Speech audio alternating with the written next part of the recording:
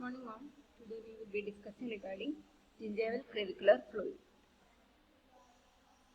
We all know that gingival clavicular fluid is a fluid present within the gingival crevice or the gingival pocket. It's a complex mixture of substances derived from serum, leukocytes, structural cells of the periodontium and the oral bacteria. And these substances possess great potential for serving as indicators of periodontal disease and healing after therapy.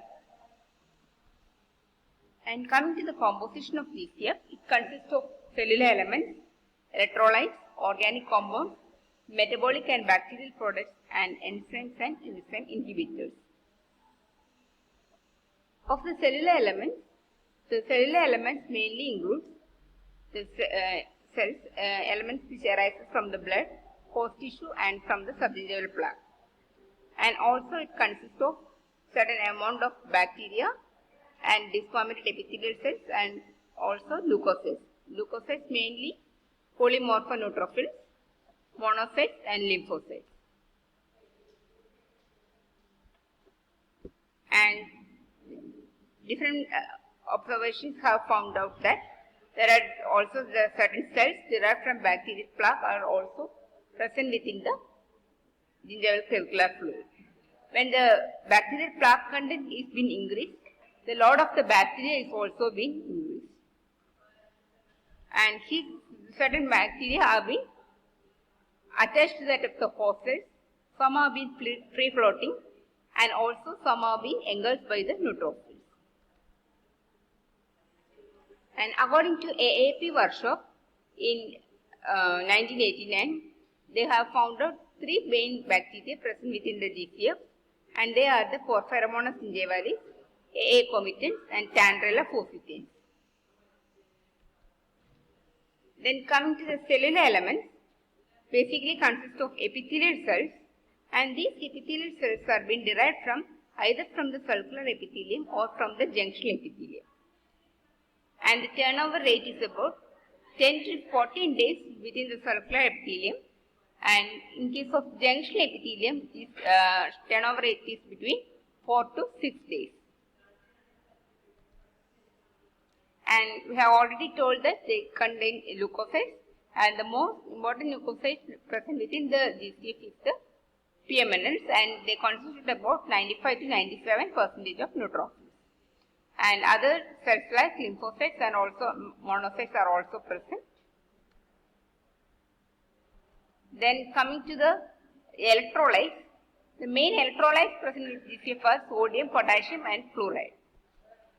Then coming to the organic compounds, which includes carbohydrates like glucose, hexasamine and hexuronic acid, and proteins like albumin and globulin, immunoglobulins like IgG, IgA and IgM. Then other proteins like albumin, fibrinogen, lipids like phospholipids are also present within the GCF. Then coming to the metabolic and bacterial products like lactic acid, hydroxyproline, prostaglandin, urea and endotoxin, cytotoxic substances like hydrogen sulfide and antibacterial factors. Then certain enzymes which includes acid phosphatase, alkaline phosphatase, pyrophosphatase and beta-glucuronidase. Then lysozyme, proteolytic enzymes, hyaluronidase, collagenases and lactic dehydrogenases are also present within the GCF. Then discussion regarding whether GCF is a transudate or an exudate. We all know that GCF in a healthy condition, that means it's not when there is no inflammation or gingivitis or periodontal pocket is present, or in case of ideal healthy condition, the GCF is transudate in nature. While in case of inflammation, in case of any gingivitis, the nature of the GCF will be exudate. Then coming to the different methods of collection, different methods include gingival washing method, capillary tubing or micropipettes, absorbent filter paper strips. First one is gingival washing method. Here it is by the use of certain acrylic appliances, and these acrylic appliances are being placed onto the patient's mouth, and the amount of GCF collected is being measured. And the disadvantage of this method is it does not permit absolute quantitative measurement. And semi-quantitative methods were also being introduced. They were useful for studying the number and functional state of the cells and the bacteria from the clavicular fluid. A known amount of certain solution are being introduced into the gingival crevice, like the Hank's balance solution. And the amount of GCF collected is being weighed. Then by using absorbing paper strips. This can be used either in two ways, by intraclavicular method or by using extraclavicular method. In case of intraclavicular method, we are introducing the paper strips into the gingival sulcus or into the pocket until a minimum resistance is being felt. This is the paper strips which have been introduced into the periodontal pocket, and we are collecting the GCF. And certain modifications have been done for these paper strips by using a standardized notch at their tips, and also permits collection from a limited area of the crevice but assures that the sample is uncontaminated by saliva. Then after collecting this fluid, we have to evaluate the evaluation of the GCF. That is by either by using direct viewing method or by using staining method. We can, in case of direct viewing method, these collected GCF can be directly viewed under a microscope and can find out the composition, and also the we can fully evaluate the amount of GCF also. And next method is by staining method. Here the collected amount or the collected GCF is being stained by using alcoholic solution of ninhydrate, and the stained area is measured with the help of a sliding caliper, ordinary transparent ruler, calibrated magnifying glass or photometric methods. Then comes the next step, that is weighing the strip. Weighing stand have introduced insert a new method for weighing the strip, which includes inserted a pre-weaved twisted thread into the gingival crevice and weigh the sample. We have to, before the collection, we have to weigh the thread, and after the collection of the sample, we have to weigh the thread. So the difference between the weights can be, from that weight we can find out the weight of the gingival fluid. And also by the introduction of Periotron. It's an electronic machine which is used to measure the amount of the GCF flow. Then by using micropipettes. So in case of micropipettes, by introduction of micropipettes directly into the gingival crevice, GCF moves by capillary action. But there are certain complications that it ensures atraumatic connection and difficulty of removing the complete sample from the tube. Then other methods like introduction of plastic strips, transparent strips, inserting platinum loops are also being used. Then certain chairside diagnostic tests are also available like Periotron, PerioGuard, Prognostic and enzyme immunoassay kit. And certain we have already told regarding the different types of protein present within the GCF, and GCF is being permeable to certain substances with up to a molecular weight of 1000 kD like albumin, thymidine and histamine.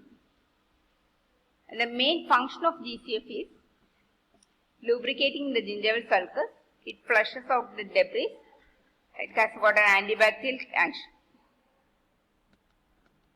Then coming to the, we have already discussed regarding the different types of proteins. Then coming to the GCF flow. In the shallow pockets, the flow rate is about 3 to 8 microliter per hour. In case of intermediate periodontal disease, it's about 20 microliter per hour, and in case of advanced disease, it is about 137 microliter per hour. And it has got in case of diabetes patient, the level of beta glucuronidase is higher and it acts as a predictor for periodontal disease activity. In case of pregnancy also, the prostaglandin E2 marker has been increased and therefore there is a higher chances for decrease in birth weight for the babies. In children, the lactoferrin levels have been inversely related to that of the GCF flow. In case of implants also, in case of inflammation around the implant, the GCF flow will be high. Then regarding the clinical significance, the GCF flow will be more in the case of evening and minimal in the case of evening.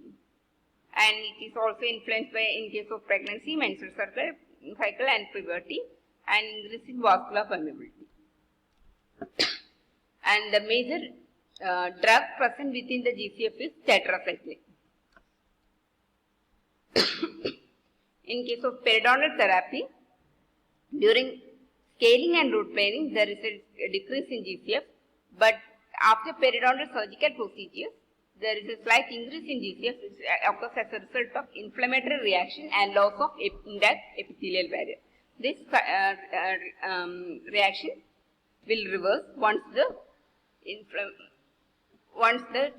is a healing process occurs in case of periodontal tissues. So then coming to the conclusion, the origin, composition and the clinical significance of GCF are now known with more precision and have significantly helped to understand their role in the pathogenesis of periodontal disease.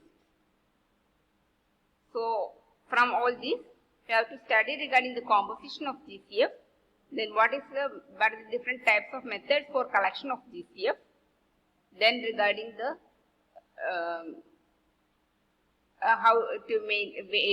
what is the clinical significance of GCF. So we all know that it consists of bacteria, then organic compounds, electrolytes, cellular elements like that. Then regarding the different methods, we have to pre-weigh by using, first we have to micropipette, capillary methods, then using paper strips, we can collect the GCF and can weigh the amount, and also from the circadian rhythm is great in case of evening and reduced in case of morning, and also where other factors affecting the GCF like pregnancy, diabetes, puberty, something like that, or this all have been included. So that's all regarding this GCF study.